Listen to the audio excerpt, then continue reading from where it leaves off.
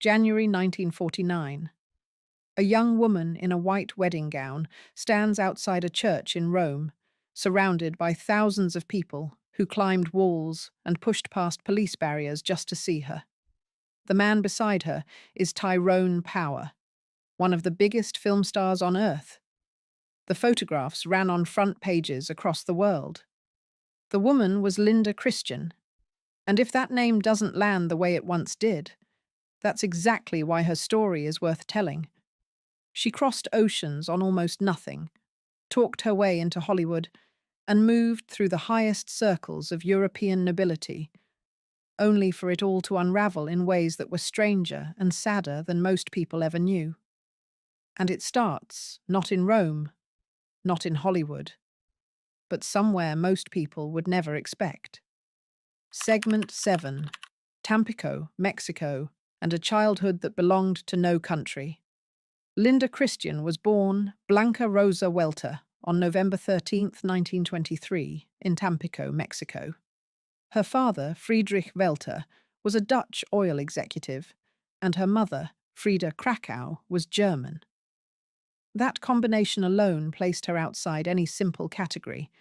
She was not Mexican by heritage, not American, not European in the conventional sense. She was, from the very beginning, someone who did not quite fit into any one place, and who would spend most of her life moving between them.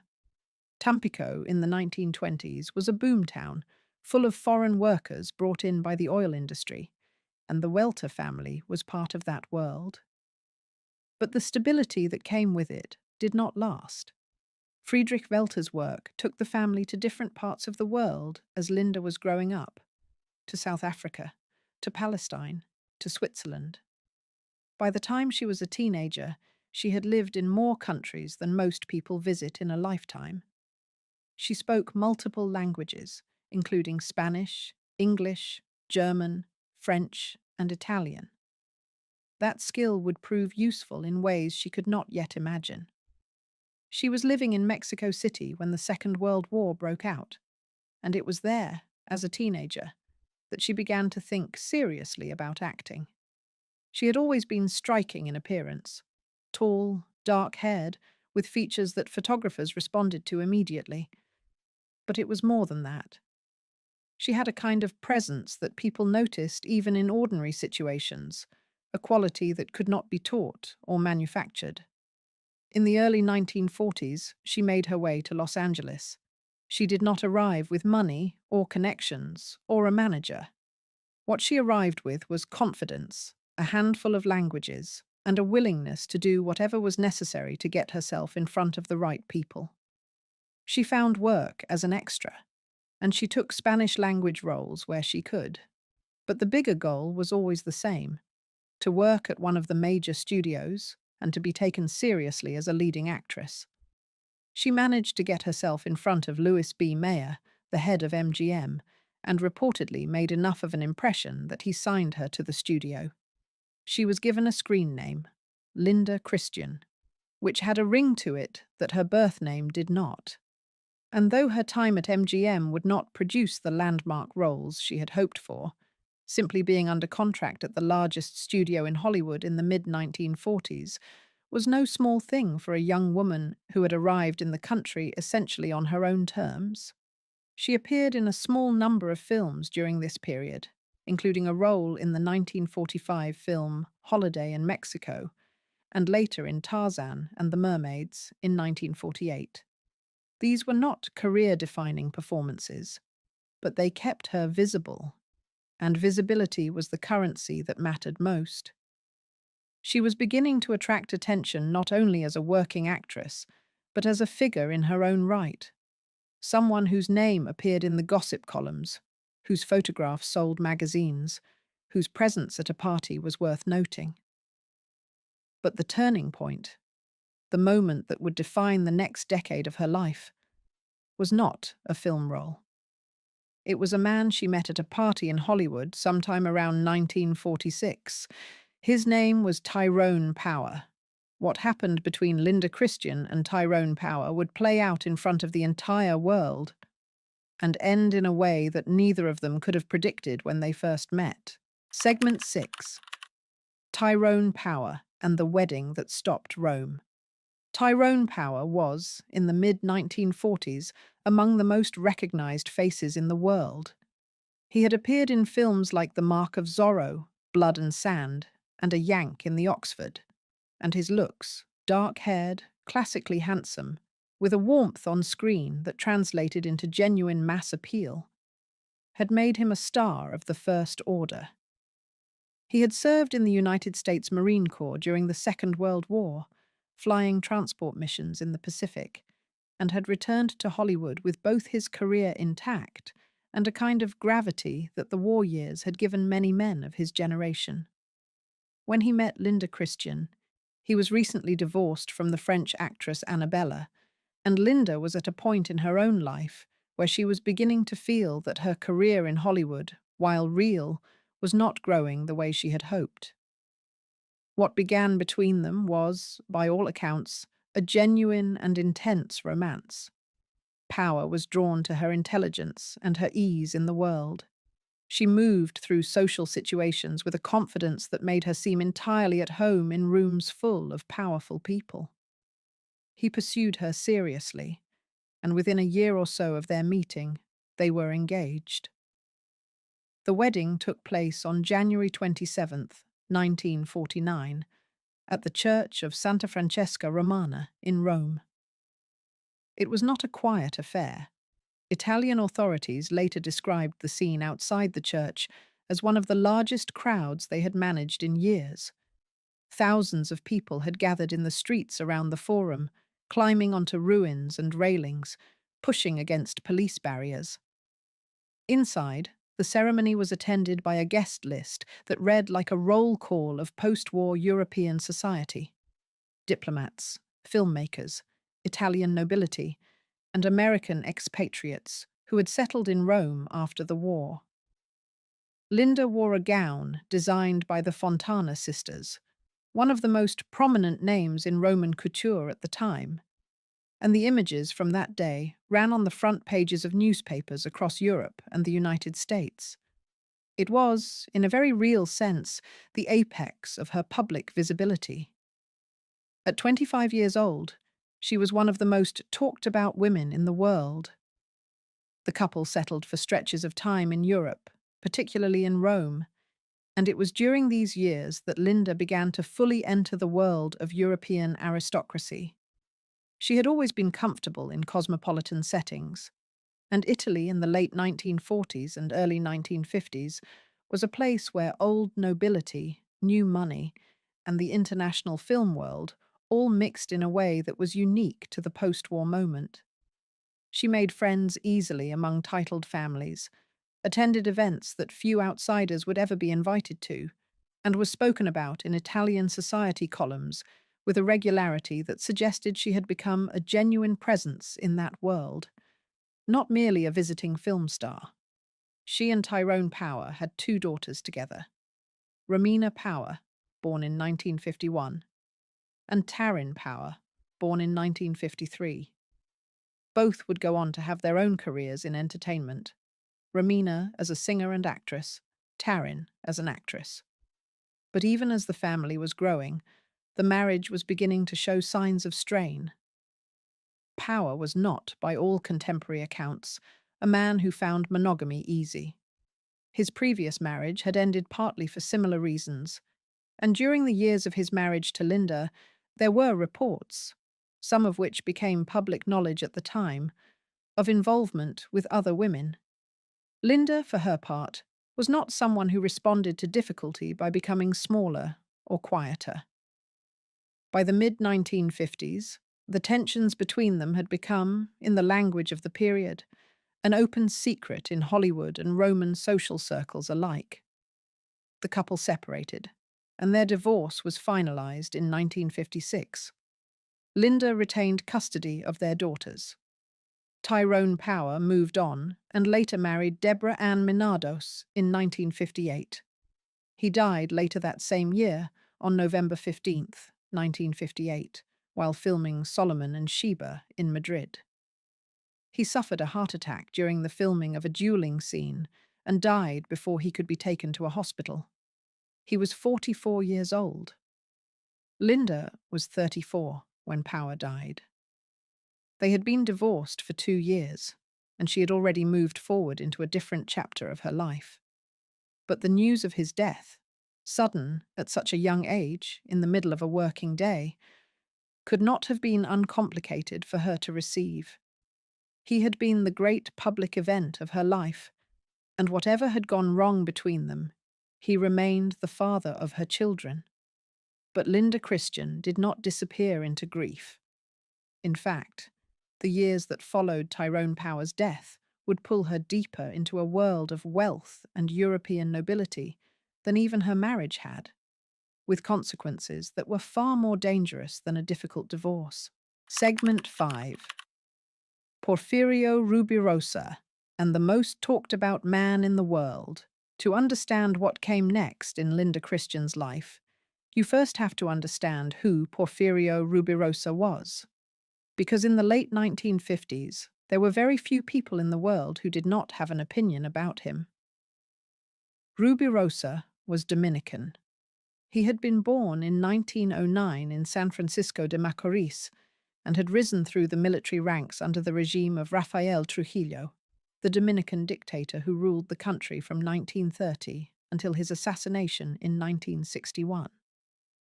Rubirosa had married one of Trujillo's daughters early in his career, which had given him diplomatic status and a degree of protection that other men in his position might not have had. He used both freely.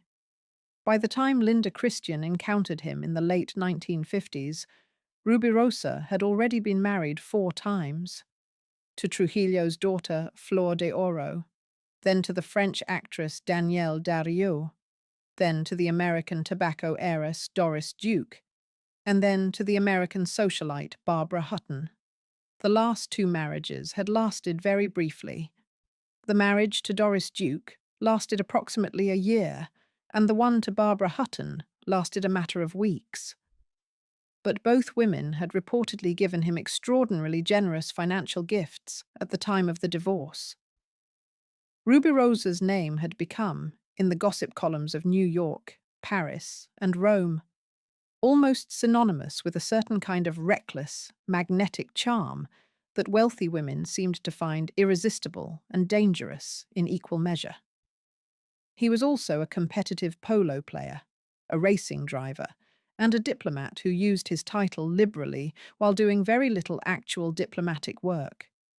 He drove fast cars, kept a house in Paris, and an apartment in New York, wore his clothes well, and had a talent for making everyone in a room feel as though they had his full attention. He was also, by all accounts, someone who lived entirely in the present tense, with little apparent concern for consequences. Linda Christian and Rubirosa began a relationship sometime around 1958 or 1959. By 1959, they were being photographed together at parties and racing events across Europe, and their names were appearing together in the press regularly. For Linda, who was by this point a genuinely famous figure in her own right, not just as Tyrone Power's ex-wife, but as a woman who had built her own social world across 2 continents, the relationship with Rubirosa was, on the surface, consistent with the life she had been living. She moved in those circles. She knew those people. But Rubirosa was not like the other men she had known. He was not a film star with professional ambitions and a publicist managing his image. He was something both more glamorous and more precarious. A man whose entire existence seemed to run on social access, physical daring, and the goodwill of people far wealthier than himself. There was an instability beneath the surface of his life that was not visible from the outside, but which the people closest to him understood very well. The relationship between Linda and Rubirosa was, by all contemporary accounts, volatile. They were both strong-willed, both accustomed to being the most noticed person in a room, and both capable of a kind of intensity that made their time together exciting and, at times, genuinely unsettling to those around them. There were reported public disagreements, periods of separation, and reconciliations that the press followed with the same attention they gave to political events. One incident in particular attracted considerable attention. In 1959, Linda was involved in a serious automobile accident in Rome that left her hospitalized. The precise circumstances were not reported in full detail at the time, but accounts from people who were part of that social world later described the period as one during which the relationship between the two of them had reached a particularly difficult point. The accident, whatever its exact cause, was serious enough to require a significant recovery period and left marks on Linda's life that went beyond the physical. She and Rubirosa did not marry. They remained entangled and then separated without a clean ending. Rubirosa had already married a fifth time, to a young French actress named Odile Rodin in 1956, a marriage that was still ongoing when he died. He was killed in a car crash in Paris on July 5, 1965, early in the morning, after a night of celebrating a polo victory with his team at the Racing Club de France. He had driven his Ferrari into a chestnut tree in the Bois de Boulogne. He was 56 years old. By the time of Rubirosa's death, Linda had already moved on to yet another chapter, one that would take her deeper into European aristocracy than she had ever been, and closer to genuine tragedy than anything that had come before. Because the man who would come next was not a film star, and not an adventurer. He was connected to one of Rome's oldest noble families, and the story of what happened between them is one of the strangest and saddest chapters of Linda Christian's entire life. Segment 4. Edmund Purdom and the Years of Real Turmoil. Before we reach that chapter, there is another name that belongs in Linda Christian's story, one that tends to get overshadowed by the more famous figures on either side of it, but which represents one of the most turbulent periods of her personal life. Edmund Purdom was a British actor who had a brief but notable moment of Hollywood prominence in the mid-1950s. He had been brought in to replace Mario Lanza in the 1954 MGM musical The Student Prince, after Lanza's disputes with the studio made it impossible to complete filming with him. Purdom stepped in, the film was completed using Lanza's pre-recorded vocals, and The Student Prince was a commercial success. Purdom followed it with the 1954 epic The Egyptian, again for MGM, and briefly seemed to be on the verge of a sustained major career. It did not materialize. The roles dried up faster than they had appeared, and by the late 1950s, Purdom was working primarily in European productions, the Italian adventure films known as peplum movies that were enormously popular in Europe at the time, but carried little prestige in the United States. He was handsome, cultivated, and had a natural ease in front of a camera, but he had not been able to sustain the momentum that his early MGM years had briefly generated. He and Linda Christian began a relationship in the late 1950s, and for a period it was a serious one. They were seen together frequently in Rome and across the European circuit of parties and social events that both of them moved in. It was a relationship between two people who understood each other's worlds. Both had tasted Hollywood success without fully holding on to it. Both had chosen to build their lives primarily in Europe, and both were navigating what it meant to remain someone in a world that measured relevance in very particular ways. The relationship had genuine warmth to it, at least in its early stages, but it also had considerable difficulty. Purdom had a complicated personal history of his own. He had been married before, and had a reputation among people who knew him well for being unreliable in sustained relationships.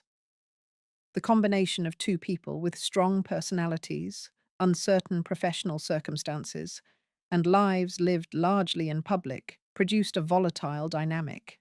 One episode from this period that was reported in the Italian press at the time involved a confrontation between Linda and Purdom that turned physically harmful toward her. The details were not widely circulated outside the Italian entertainment press, and the story was not fully confirmed at the time, but it was mentioned in accounts of Linda's life written in later years by people who had known her during that period. Whatever happened between them, the relationship eventually ended, and Linda moved forward. What is worth noting about this period is not just the events themselves, but what they say about the broader circumstances of Linda's life in the late 1950s and early 1960s. She was a woman who had reached the absolute peak of public visibility in 1949 and had spent the years since navigating a world that had not quite figured out what to do with her. She was too famous to be invisible, but the film work had never delivered the sustained career she had once expected. She was known more for the men she was associated with than for the work she had done, not through any lack of ability, but through the particular way the entertainment industry and the society press of the time organized their attention. She continued to act, taking roles in Italian and European productions throughout the 1950s and into the 1960s. Films like Slaves of Babylon in 1953 and The VIPs in 1963 kept her working. But these were not the kind of projects that generated serious critical attention or built lasting reputations. Her real life, the life that mattered to the newspapers and the public, was being lived off-screen in the restaurants and villas and racing circuits of Rome and the south of France and Madrid. And it was in that world, in the early 1960s, that she met the man whose name would become the last major chapter in her public romantic life. He was Italian, he was titled, and his connection to Linda Christian would end in a tragedy so public and so devastating that it changed the way Rome's aristocratic world talked about itself for years afterward. Segment 3. Prince Aldobrandini, Roman Nobility, and a Tragedy in the Alps. The man was Piero Aldobrandini, a member of one of the oldest and most distinguished families in Roman aristocratic history. The Aldobrandini family had roots in Florence and had been prominent in Rome since the 16th century. They were connected by blood and by marriage to the papal nobility, the network of ancient families whose titles and social standing had survived the transformation of Italy from a collection of city-states and papal territories into a unified republic. By the 1960s, the practical power of those titles had long since faded, but the social weight remained considerable. In the circles Linda Christian had been moving through since the early 1950s, the Aldobrandini name carried real meaning. Piero was considerably younger than Linda, by some accounts, close to a decade younger. That kind of age gap was not unusual in Roman society at the time, and it was not the subject of particular comment in the press when the relationship between the two of them became known. What was commented on, with the mixture of admiration and wariness that characterized how Roman high society talked about people it both admired and resented, was the intensity of it. They were together for a period that stretched through the mid-1960s, and during that time, Linda seemed, to many observers, to have finally found something stable. Rome was, in a sense, her true home by this point. She had been living there, on and off, for nearly 20 years. She had friendships in the city that went back decades. She knew the streets and the churches and the restaurants the way a person knows a place they have genuinely inhabited, not just visited. And she was part of the fabric of Roman society in a way that was, by then, entirely natural. But the relationship with Piero Aldobrandini carried with it a weight of old-world expectation that was different from anything Linda had navigated before. Roman aristocratic families of that period were not straightforwardly modern in their attitudes toward women, relationships, or the idea of a foreign-born actress, however famous, however well-connected, becoming a permanent part of their world. There were relatives, traditions, and obligations that existed independently of whatever two people might feel for each other. The story of what ended the relationship has been told in different ways in different accounts of Linda's life, and the full picture is not something that can be reconstructed from public sources with complete confidence.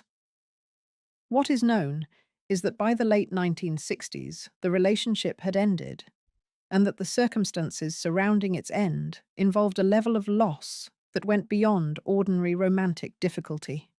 In 1968, Piero Aldobrandini died in a skiing accident in the Alps. He was young, in his mid-30s, and the death was sudden and unexpected in the way that accidents always are. Linda, by all accounts, was devastated. People who knew her at the time described her as genuinely grief-stricken in a way that was different from the public performances of sorrow that public figures sometimes have to put on for the press. This was private and deep and lasting. It was also, in a certain sense, the moment at which the long arc of Linda Christian's public romantic life came to its most painful point.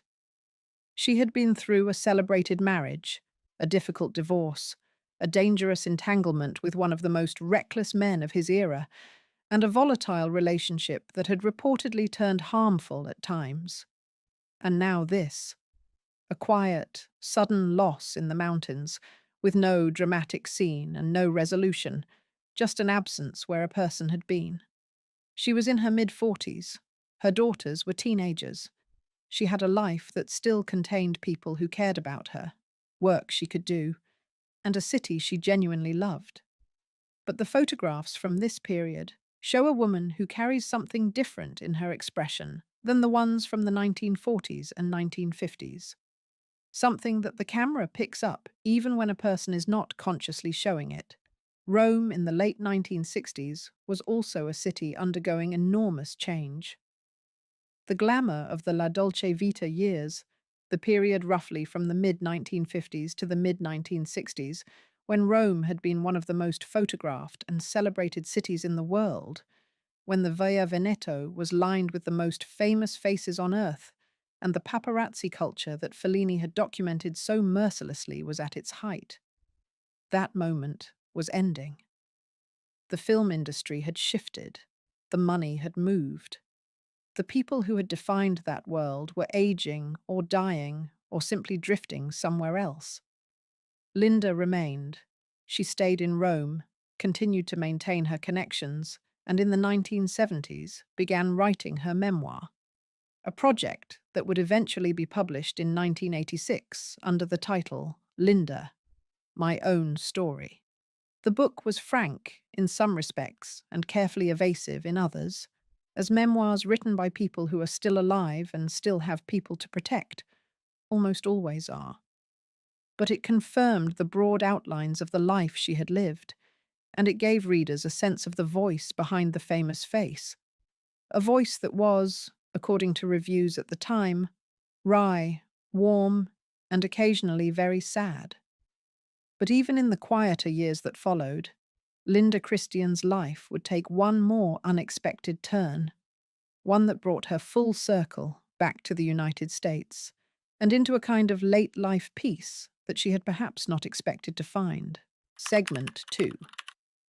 The Long Quiet, The Daughters, and What Remained. After the 1960s, Linda Christian's name appeared in the press with decreasing frequency. She did not disappear. She made choices. She continued to live primarily in Europe through the 1970s, spending time between Rome and other parts of Italy, and occasionally returning to the United States. She appeared in a small number of films and television productions during this period, though none of them generated significant attention.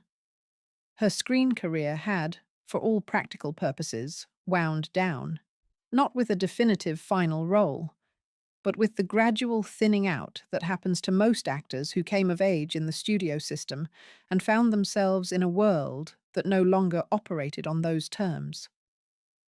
What she invested in during these years, by all accounts, was her family.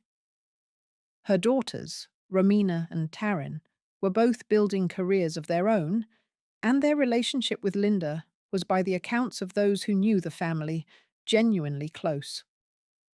Romina, in particular, had become a major star in Italy and across Europe, performing as part of the duo Albano and Romina Power, with her husband, Albano Carisi.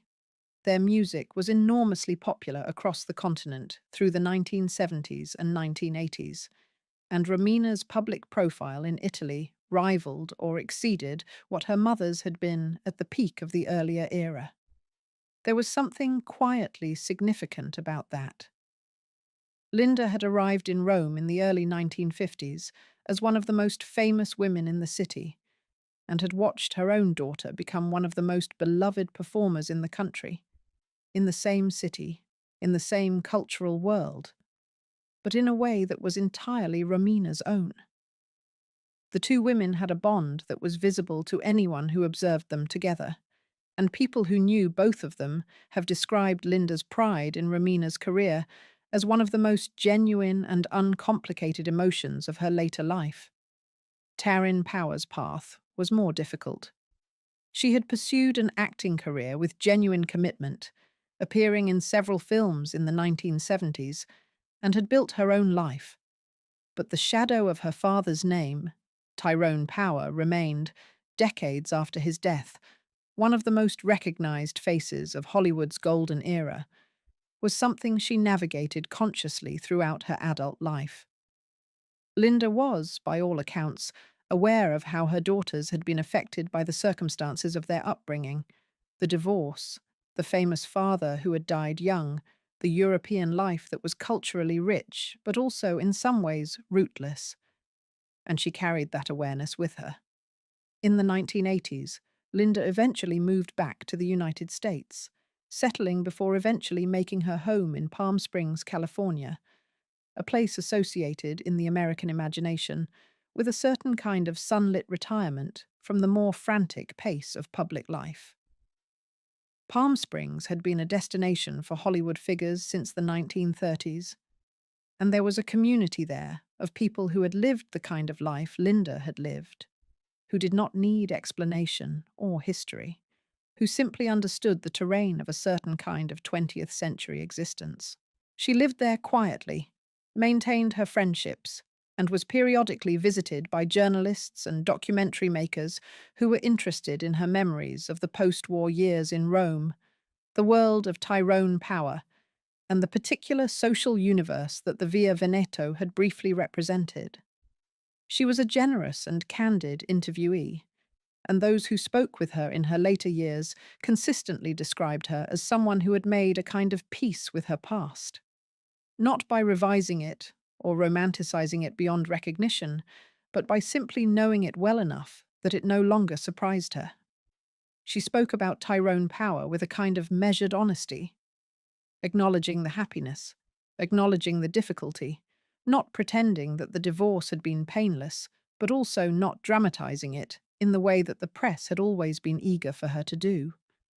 She spoke about Rome with genuine affection, describing it as the place where she had felt most fully herself. She spoke about her daughters with the particular kind of pride that comes not just from love, but from respect, from watching someone become themselves. She did not speak at length, at least not in public, about the more difficult episodes, the harm she had reportedly experienced, the grief over Piero Aldobrandini's death, the years of the late 1950s and early 1960s that had been the hardest. That kind of discretion was a quality she had always had, and it did not leave her in old age. The memoir she published in 1986 was the fullest account she gave of her own life, and even there, the prose moved quickly past certain moments that a less disciplined writer might have lingered over.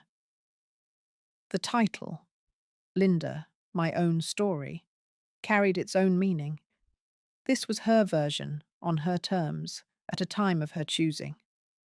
That was not nothing, for a woman whose life had so often been narrated by other people, by the gossip columns, by the fan magazines, by the husbands and lovers whose names had always appeared alongside or in front of her own. But the final years were coming, and they would come with a particular kind of difficulty, the slow, private kind that receives far less attention than the dramatic kind and is often far harder to bear. Segment 1. The Final Years and the End. Linda Christian spent the last years of her life in Palm Springs. She was, by this point, in her 80s, and the world she had inhabited, the world of the Via Veneto and Cinecittà studios and European aristocratic parties, had receded so far into history that younger people encountered it, if at all, through old photographs and film retrospectives and the occasional documentary. The Rome of the 1950s had become, in the cultural imagination, almost mythological, a place of permanent golden light where beautiful people moved through wide piazzas in expensive clothes. The reality had been more complicated than that, and Linda knew it better than anyone. She had health difficulties in her final years, as most people do at that age, and she was increasingly reliant on the people around her, her daughters, close friends, the small community of Palm Springs that had known her for years. She remained mentally sharp, by all accounts, and retained the quality that people had always noted about her: a directness of observation, a lack of sentimentality about herself, a wry recognition of the distance between how things had looked from the outside and how they had actually been. Her daughter, Romina, in particular, was present through these years in ways that were genuinely sustaining. Romina had her own history of loss to carry. Her daughter, Elenia Carisi, had disappeared in New Orleans in 1994, under circumstances that were never fully resolved, and the grief of that had been a defining feature of Romina's adult life. The bond between mother and daughter during Linda's final years was shaped, in part, by the fact that both of them understood, in very personal terms, what it meant to lose someone without a complete explanation. Linda Christian died on July 22nd, 2011, in Palm Springs, California. She was 87 years old. The cause of death was reported as heart failure.